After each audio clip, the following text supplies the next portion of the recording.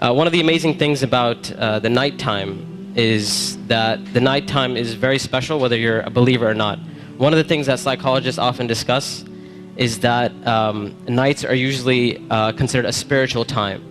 So they talk about how usually people are more willing to share and they're usually more in touch with their feelings and their emotions at night.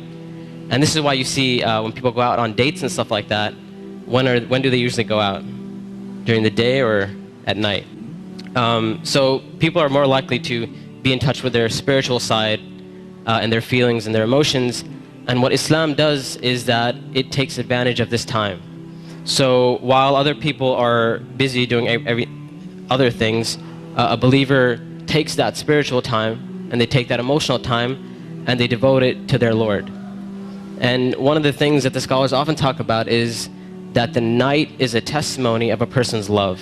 So whatever a person loves, you'll see that they'll usually devote their night to that. So if a person's only concern in life is to have fun and party and maximize pleasure, they'll spend their night trying to do that. If a person's concern is their afterlife and their love for Allah, then they'll spend their night in concern about their akhirah. And they'll spend their night devoted to Allah Azza wa Jal. As Allah Azza wa Jal, وَالَّذِينَ آمَنُوا أَشَدُّ حُبًّا لِلَّهِ. That those who believe, they're stronger in their love for Allah Azza wa Jal. It's no secret, it's no surprise that our ummah today, our nation today, is not doing too well. And I hate to be negative, I hate to be negative about issues, but this is just a reality. And the point isn't for us to become depressed and say we're a goner and there's nothing we can do. The point is, how do we bring ourselves out of this situation, and how do we become like the companions radiallahu ta'ala anhum? And this is why one of the things that is often said by the classical scholars and even scholars of our time is that if we want to rectify this ummah, if we really, really care about this ummah, we really want to change this ummah, then we will not be able to do it except that which changed the beginning of this ummah. Meaning, if we really care, we really want the ummah to progress. Now we're Muslims living in the West and we care about Muslims in America, and we really want Muslims to be in a better state, then we have to look at the sunnah of the Prophet ﷺ and how the companions did it. And it is in that we're going to find our ummah come to life. And the thing about the companions, like I mentioned, is that what they had and what is missing from our time is that attribute of going above and beyond the bare minimum.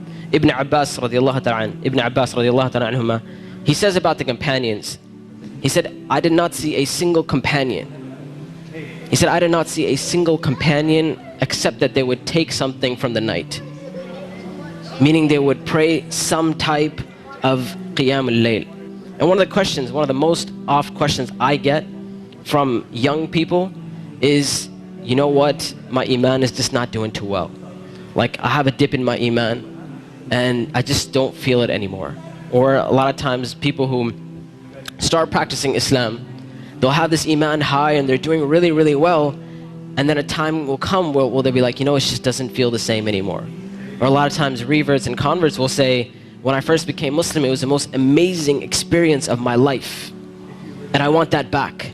I want that experience back. And one of the first questions I ask these people is, how is your connection with Allah?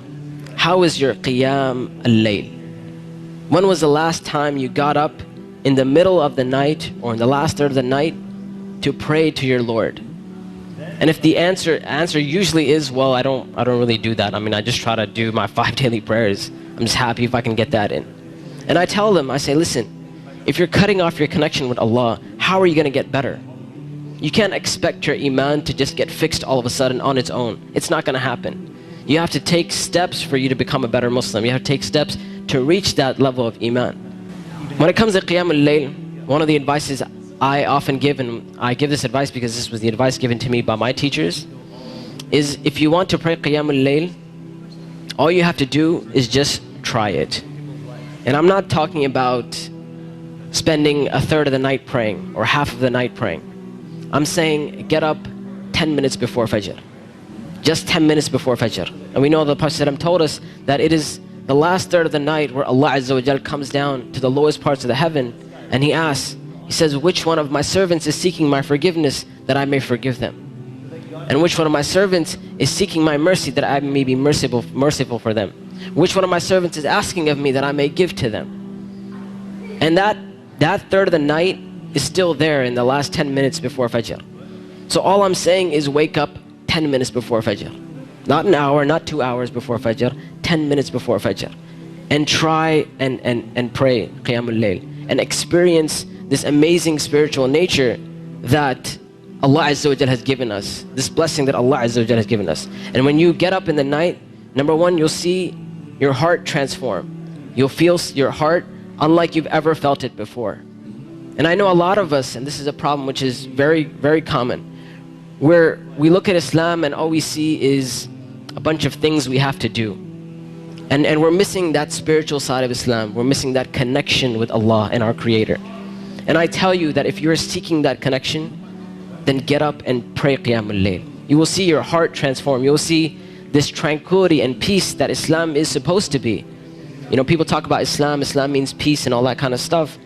If you really want to experience that, get up in that last third of the night.